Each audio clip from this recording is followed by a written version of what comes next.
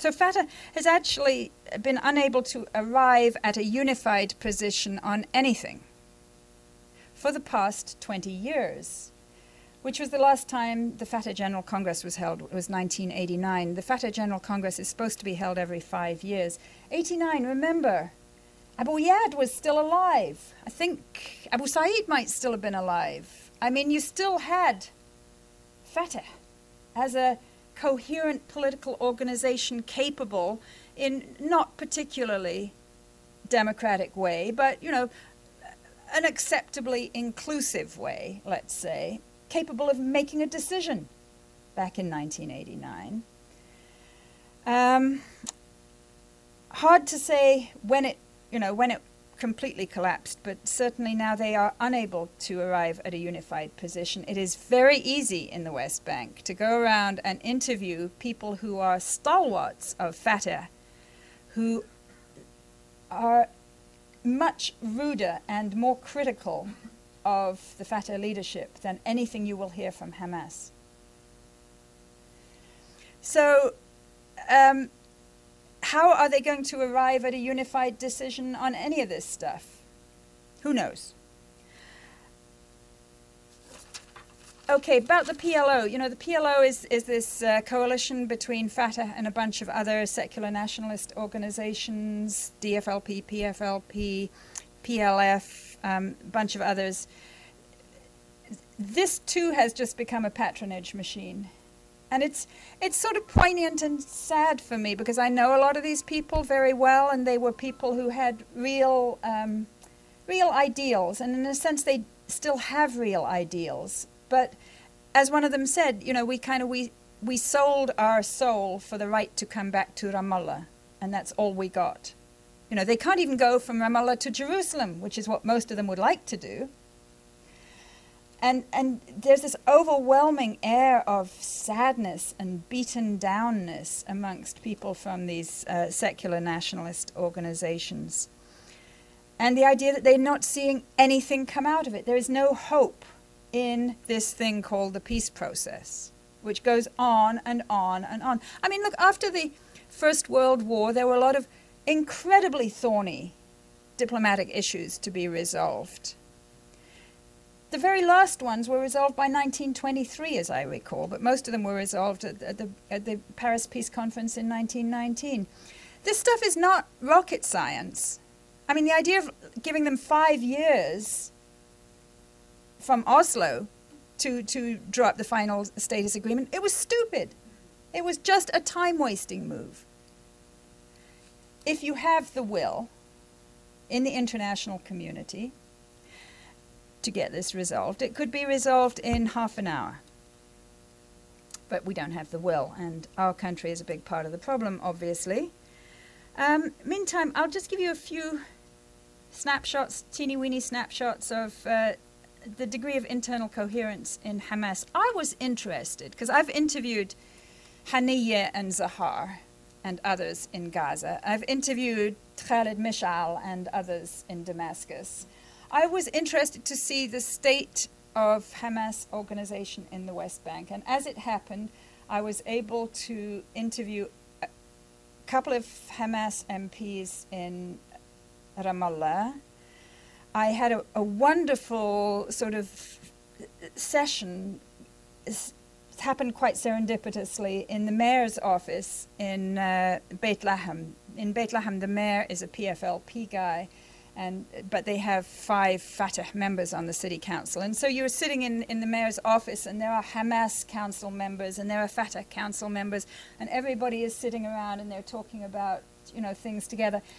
That was interesting to see that quality of those relationships among those guys, because otherwise you might get this idea that, you know, Fatah and Hamas are, you know, fighting to the death in the West Bank. That's not the case. There's a lot. It's a very multi-textured relationship, if you like. And then I interviewed these 2 Hamas MPs in Hebron. So, first of all, of the 4 MPs that I interviewed back at the beginning of the month, 3 have subsequently been rearrested by Israel. Did we hear a peep from our democratic president in this country? I guess the answer is no.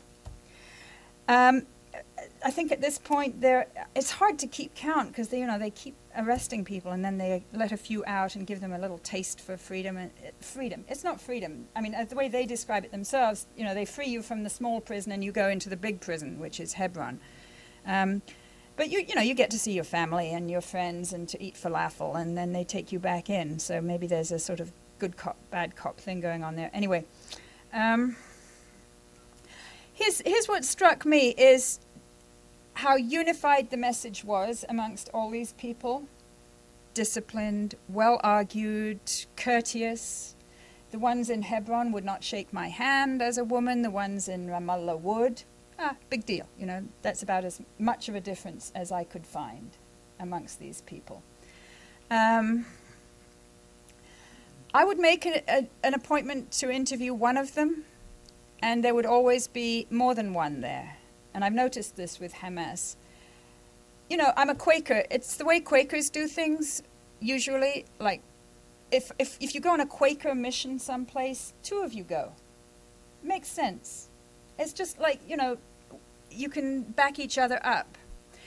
Seeing them interact amongst themselves, no clear hierarchy. I go into the interview, there's two people answering the questions. They defer to each other. There's no, yes, sir, no, sir, let him speak. In one of the interviews, in the one in Hebron, somebody else came in, another local political figure from Hamas. In fact, they let him speak even more. It was interesting. Very sort of good quality of relations amongst them. So those are just a few little observations, but it builds on what I already know about Hamas, that this is an incredibly disciplined organization. I mean, you don't need the comparison with Fatah, but when you have the comparison with Fatah, it's even more startling. And that they have systematically and intentionally worked since the days of Sheikh Ahmed Yassin's first organizing to build up successor generations.